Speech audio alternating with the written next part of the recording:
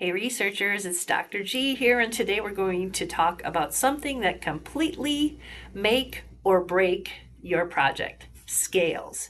Now, if you choose the wrong scale, you might be measuring something incorrectly and your analysis will not come out as planned. Say, for example, I want to compare satisfaction scores of professors across majors.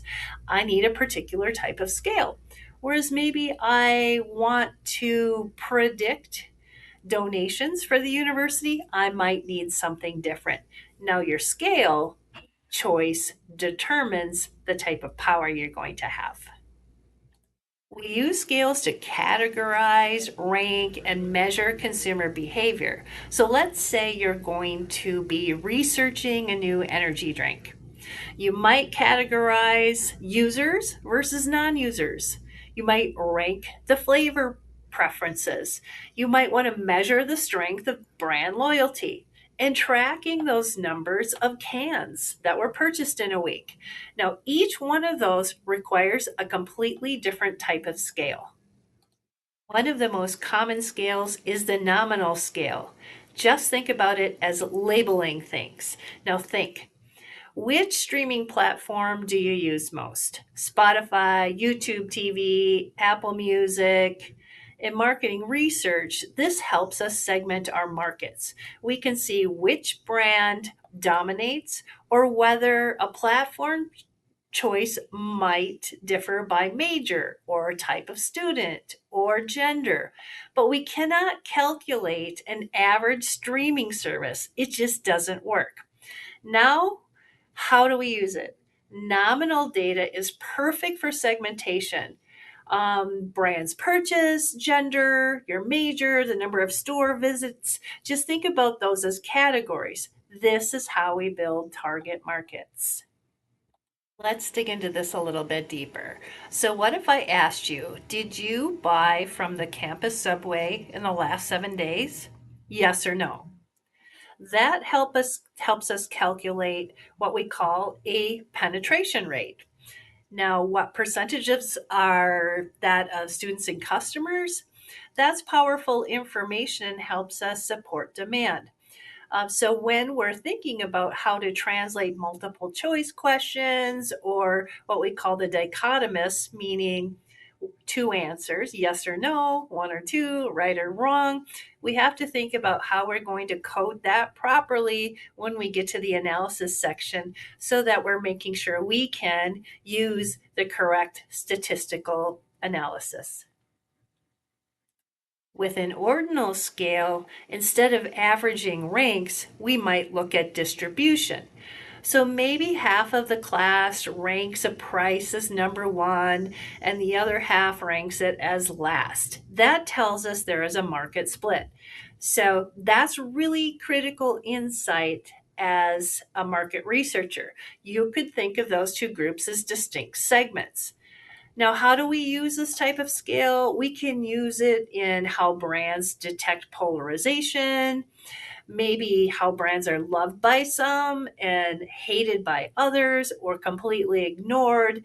Every piece of this information can change our strategy.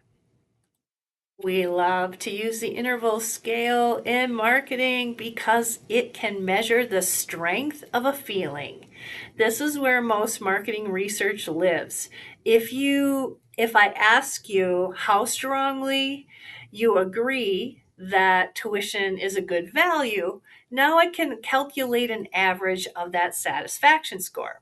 So, how we use it in marketing is we use interval scales to compare brand perceptions, measure advertising effectiveness, and track customer satisfaction over time.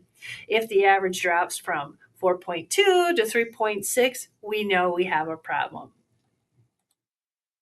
Ratio scales are the most powerful. The reason for this is that equal spacing has plus a true zero.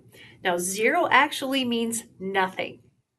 No income, no purchases, no debt, because zero in this case is real. It's not an arbitrary number on a scale. So you can say that something is twice as much as something else, and it's meaningful. If you were to be doing an interval scale and you looked at strongly agree to neutral, it's not telling you anything realistic.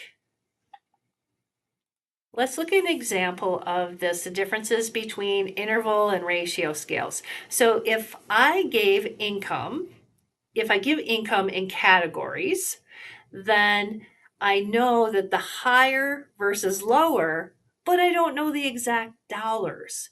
So if I ask for the exact amount, say for example, I'm giving somebody a mortgage loan, I don't really want a range, I want that exact number. So when ratio data can always be turned into a higher level category, like you have a number that falls between something, but if you start with a range, you can never get down to the exact. So it's important when you collect your categories or you assign categories, you need to determine how exact you want that information to be to get the precision back in whatever it is that you're trying to measure. There's a rating scale that we often use in marketing and product development, and that is called the constant sum comparative rating scale. Now, what a constant sum does is it forces the consumer or the respondent to make a trade-off.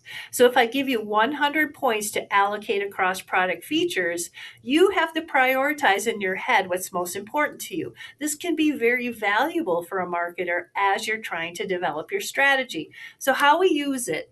This is great for a marketing mix. It could be I'm going to have customers allocate 50 points on price is expensive versus the brand versus the color versus prestige. But we're making them allocate that importance in terms of up to 100%. When designing questions for a survey, I like a good comparison chart. And the reason is because it's a great way for a respondent to think about two variables that you want to measure at the same time.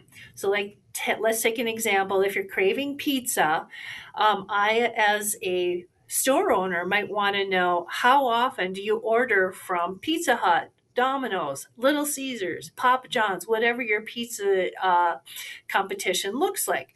But with that, not only how often, I may want to also know how do you prefer it to be delivered to you? Is it a carry out? Do you want delivery? Are you going to use DoorDash? Are you going to dine in? Now, it's almost like you're cheating and creating two questions in one. It's a little bit less daunting to have all of those different questions that you present to a consumer. So I've shared with you the most commonly used scales that we use in marketing.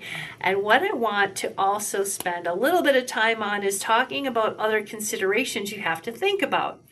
Now, the first one is add an I don't know option when it's appropriate. Say, for example, you're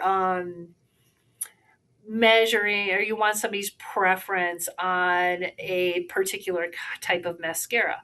Well, what if I haven't used one? I don't know. I'm not going to force you into having that answer. So adding that is really important. Now, if customers are unfamiliar with your brand, they don't know your options, you are not forcing them into creating fake data. Another thing I want you to think about is the number of scales or the order of the numbers of your scales. So in Likert scales, we often use like a strongly agree to a strongly disagree, or vice versa. Now, if you think about it intuitively, a strongly agree is the highest you can get, right? A strongly disagree is the lowest you can get. So when you're creating your scale, you can do low to high or high to low. Now, what I want you to be aware of is you can't mix the two in the questions. They have to be consistent, low to high or high to low in each one of your questions. Because think about it. If you have a high and a low in two separate questions, will your data be correct when you're analyzing? No, it won't. It will be opposite, and then your whole research study is kaput. So be very careful when you're doing that. Another thing that I want to mention, as marketers, we use research to make decisions. Now, you always have to understand that there is what we call a self-reporting bias. And this means that we don't always, perhaps as respondents, choose something objectively. For example, if I, as a professor, ask you a question about what I'm wearing, are you going to be honest? Maybe not, because there's a difference in authority. So we have to understand that we need to think about limitations on whether somebody is answering correctly or not. Maybe they just don't have any awareness about what the topic is. Maybe they're trying to impress somebody. So these are the things you need to think about as you're designing and your scales, your questions, and analyzing the data.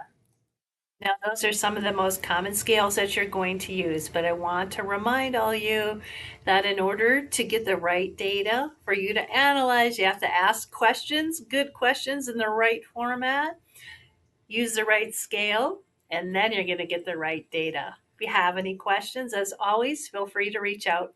Take care, everyone.